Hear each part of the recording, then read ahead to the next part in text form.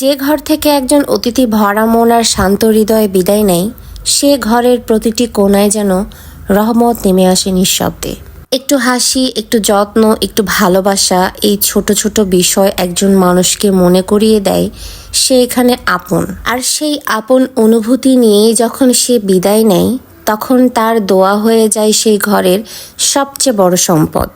কারণ অতিথির তৃপ্ত চোখ, ভরা হৃদয় আর নীরব দোয়ার মধ্যেই লুকিয়ে থাকে আল্লাহর রহমত।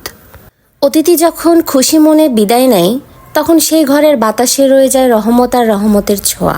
কারণ যে ঘরে মানুষকে সম্মান দেওয়া হয়, ভালোবাসা দিয়ে আপ্যায়ন করা হয়, সে ঘরেই আল্লাহর রহমত নেমে আসে। অতিথির হাসি মুখ, তৃপ্ত হৃদয় আর দোয়া, এই তিনটাই ঘরের জন্য সবচেয়ে বড় নিয়ামত। তাই আমার চেষ্টা থাকে আমাদের ঘর থেকে যেন কেউ কখনো মন খারাপ করে না যায়।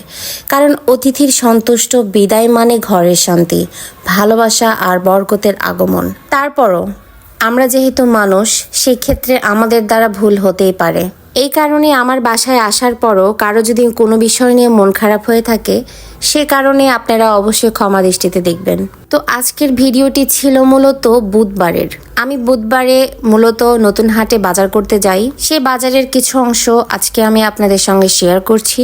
এখন শীতের সময়, শীতে নিত্য নতুন শীতের বিভিন্ন শাকসবজি উঠেছে যেগুলো খেতে দারুণ লাগে। এই কারণে আমার শীতকাল অনেক পছন্দ, কারণ এই সময় নিত্য নতুন অনেক শাকসবজি পাওয়া যায়। আমি আমার প্রয়োজন মতো বাজার টাজার করে নিচ্ছি, আমার যতটুকু প্রয়োজন। বাজারে আসার পরে মনে হয় যে আমি সবকিছুই নিয়ে যাই, কিন্তু সবকিছু নিলে তো হবে না, কেননা নষ্ট হয়ে যাবে।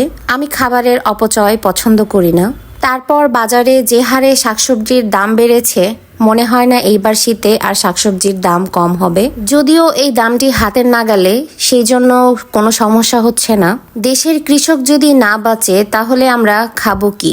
এই কারণে তরকারির দাম বাড়াতে আমার কোনো সমস্যা হয় নাই। তবে কৃষকের ন্যায্য মূল্যটা যেন কৃষকের হাতে পৌঁছে যায়। আমি এখানে বেগুন কিনতেছি। এই বেগুনগুলো দিয়ে ঘাটি রান্না করলে অনেক মজা লাগে শীতের সময়। আমি বেগুনগুলো নিয়ে বাসায় কাটার পরে দেখলাম যে ভালো পোকা, তার মানে বেগুনে কোনো রাসায়নিক কিছু ইউজ করা হয় নাই। বাজার টাজার সেরে আমি এখন চলে যাচ্ছি স্টেশন রোডে। এখানে গিটার ক্লাস করা ছিল, তো আমি বসে বসে এনজয় করছি। সাথে ছিল খাঁটি গরুর দুধের 1 কাপ ধোয়া ওঠা চা।